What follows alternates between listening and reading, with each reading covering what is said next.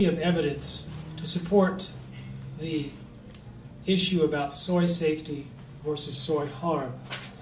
My focus is on the genetically engineered soy, which now constitutes 91% of all the soy growing in the United States. I would like to read to you a quote from an allergist, John Boyles from Ohio. He said, "I used to test for soy allergies all the time. But now that soy is genetically engineered, it is so dangerous that I tell people never to eat it, unless it says organic." Dr. Boyles is not alone.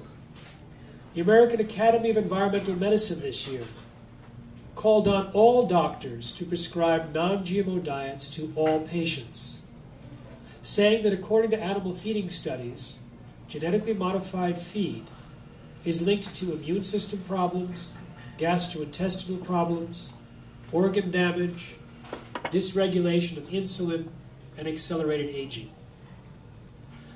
I was interested to hear that Archer Daniels Midland is named in this story. I was giving a presentation on the dangers of genetically modified foods to the European Parliament 2 years ago, and I sat with a senior researcher from the Russian National Academy of Sciences, Dr. Irina Ermakova. As part of her experiment done in Moscow, she purchased some soy flour from Archer Daniels Midland, sold in Europe, and fed the soy flour to some female rats, who 2 weeks later became pregnant. They continued to take that soy flour through pregnancy and lactation. More than half of their babies died within 3 weeks. They also had smaller babies, and when she tried to mate those babies in a later experiment, they were unable to conceive.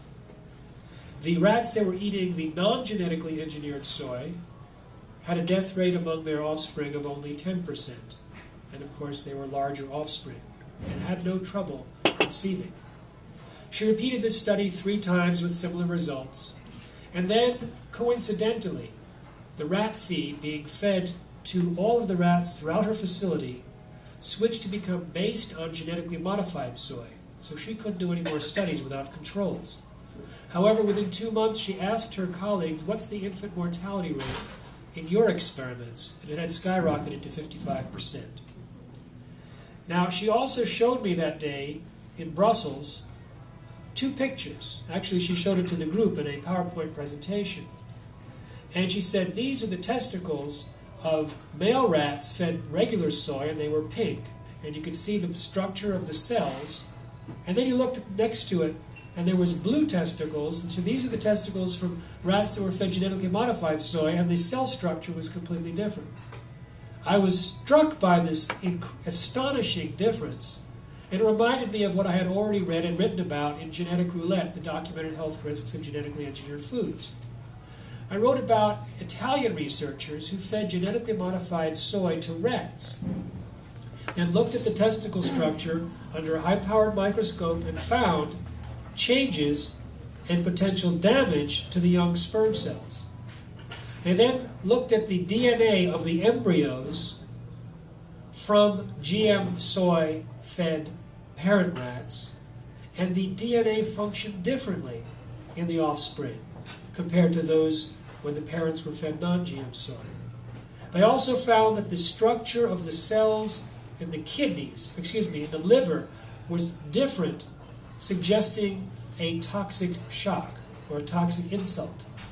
And the digestive enzymes produced by the pancreas were as much as 77% reduced in the mice that ate the genetically modified soy. Another study showed that rabbits that ate genetically modified soy had changes in the enzyme levels of 4 major organs. Soon after GM soy was introduced to the UK, soy allergies skyrocketed by 50%. A skin prick test, which is quite preliminary and needs to be followed up, showed that some people may react to GM soy who don't react to non-GM soy. An analysis of the genetically modified soy shows that there was significant collateral damage in the structure of the plant DNA and its compounds that it makes in the plant as a result of the process of genetic engineering.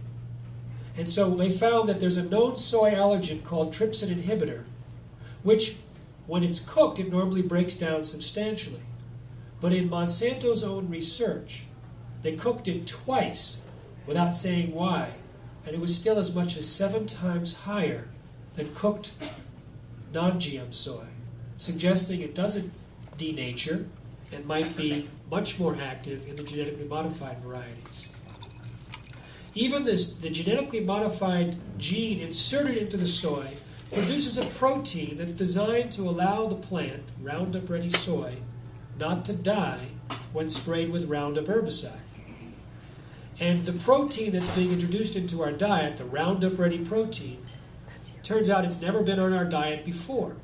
There's no way to tell in advance if it's an allergen, except by feeding it to people over time and testing them, but they've never done that. So, according to the World Health Organization, one way to minimize the likelihood that a new protein from genetically modified food is an allergen is to analyze the properties of the protein to see if it corresponds with known allergens. Well, a study done that has been published in a peer-reviewed journal shows that genetically modified soy has a section in its DNA, in its amino acid sequence that's identical with the dust mite allergen. And so those who are allergic to dust mites may be allergic to genetically modified soy.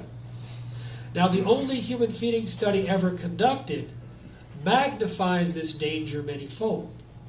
They found that the gene that was inserted into the soybean transfers to the DNA of human gut bacteria and continues to function, producing this Roundup Ready protein inside our intestines on a stable basis.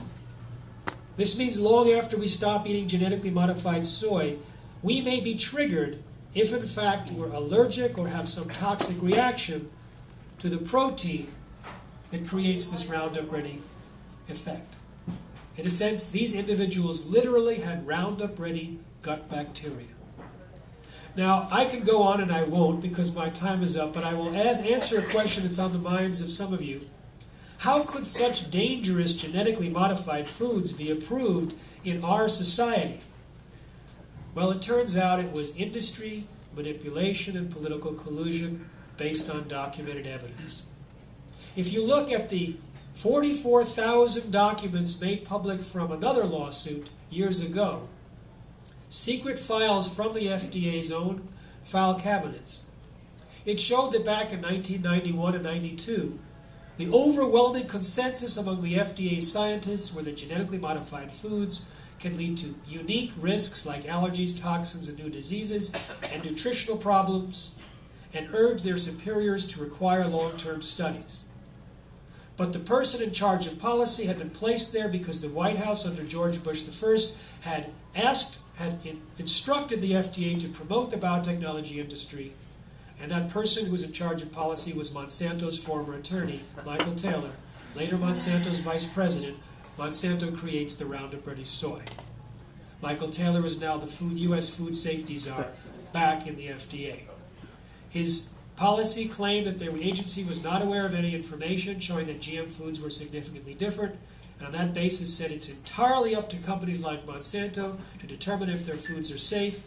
They don't even have to tell the FDA. We require no safety studies. And that, unfortunately, is today's policy which exists now, and that is not protecting us. So it is lawsuits like this which can uncover the truth and do what should have been done by the FDA, which has abdicated its responsibility. Thank you.